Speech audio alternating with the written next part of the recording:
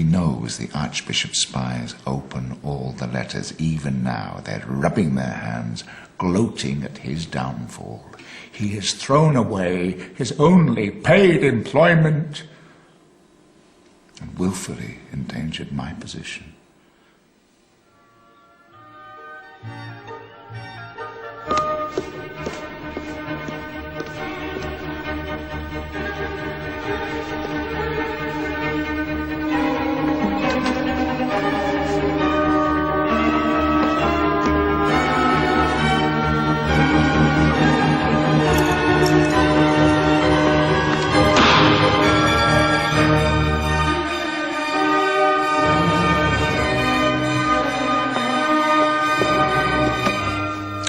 Mozart came with his letter of resignation.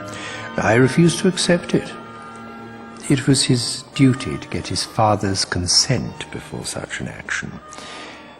He then rounded on me and my steward, the good Count Arco, shouting that he knew his duty to his father better than we did, and that he would be very sorry if he had to learn it from us first. So Arco got him by the neck and kicked him well and truly up his backside out of my office.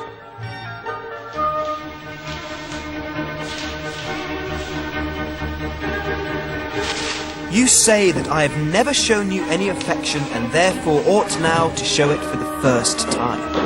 You add that I will never sacrifice any of my pleasures for your sake. To please you, I would sacrifice my happiness, my health and my life, but my honour, of that I prize above everything. We heard constant rumours about Wolfgang's behaviour in Vienna. Drinking, womanizing, creating all kinds of scandal. My father was quite tortured by it.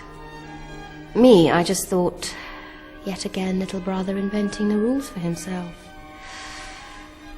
If only I had gone to Vienna, I would have calmed him down, helped him to live a more ordered life. I wanted to be with him. But father still needed me in Salzburg, and he never requested to visit. He was too proud for that. But I knew what was going on in his heart. On the question of Colorado, it was unthinking, disrespectful to me. That's all I have to say. This was a decisive moment for Mozart. Free from Colorado, he was free from his father.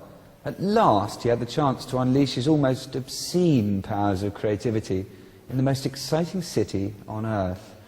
Vienna in 1781 was a bit like Berlin in the 1920s. It was the place where musicians and artists of every hue were flocking.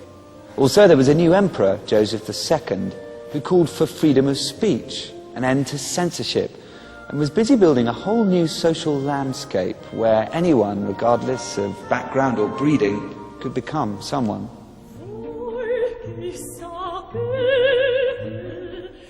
Mozart now threw off the trappings of his provincial past.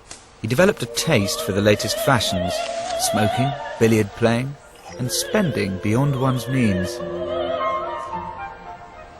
I now have a beautiful red coat. I was so captivated by its splendour that I did not take note of its price. It would do justice to certain buttons which I've long been hankering after. Mother of pearl with a few white stones around the edge.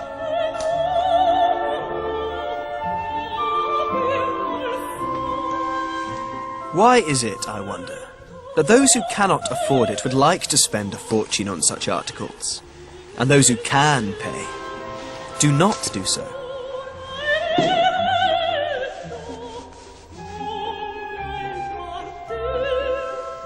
Renting rooms from the mother of Aloysia Weber, he hadn't far to travel for extracurricular entertainment.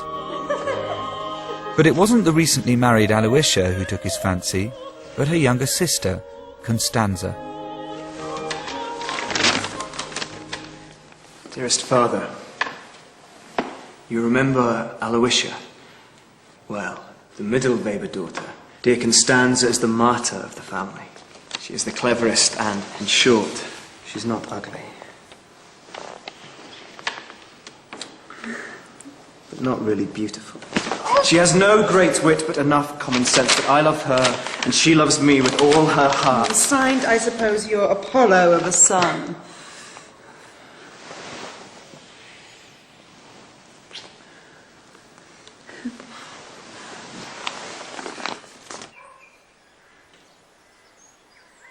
Treachery! This is how I react to treachery! Betrayal! My own flesh and blood!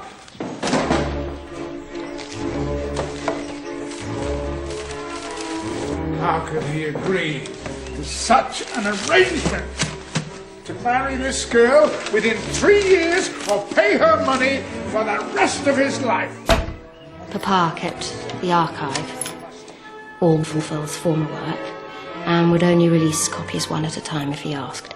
It was right that he administer such control. Oh, he must take me for an idiot. This Constanze Weber is clearly a prostitute and a guardian, a pimp, a panderer, a low peddler of dank flesh. The Mozarts are unjust.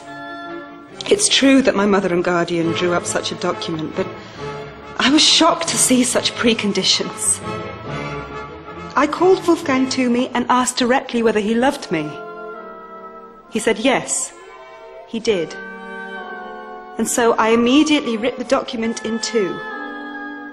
If I had my way, she would go down in history as the woman who corrupted my son. Broke up my family. And my dearest Nunneral, who stayed ever by my side, she shall have whatever riches I leave behind. My brother wrote to me protesting as to how there can be such monsters in the shape of my father, and that he would write to him and call him worse than the devil, and that he would marry Constanze Weber with or without our papa's consent, which he did, and my father and I, no, we never forgave him. His father's consent was withheld until after the wedding. He was torn apart by it. And the feelings came out in other ways. I saw all the suffering, the pain, and the guilt.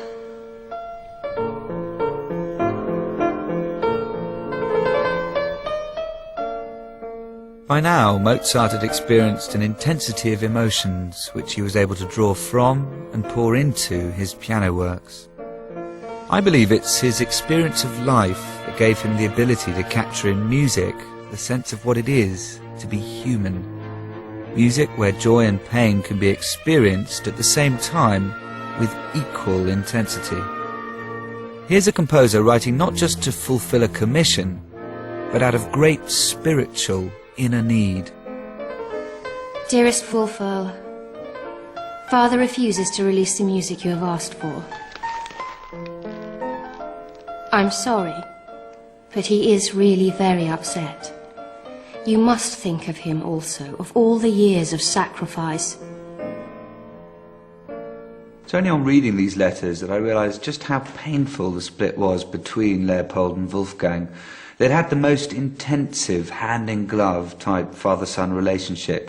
The great irony is that following the break, Wolfgang became exactly the entrepreneur that his father had always been. He set about promoting himself in Vienna as the leading concert pianist, planning not one but 20 concerts which people could subscribe to. And the word is that the music itself is shockingly passionate.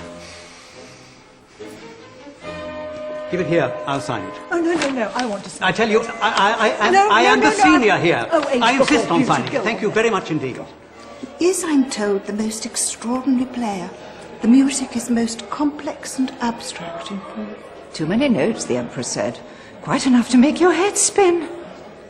What do you think? Doing everything himself. Not only writing and performing, but playing the businessman. And these concerts are not in theatres. No, they're in the open air. And in the casinos.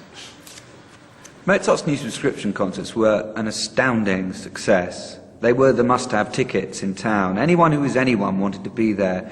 He was also attracting a broader audience, the newly empowered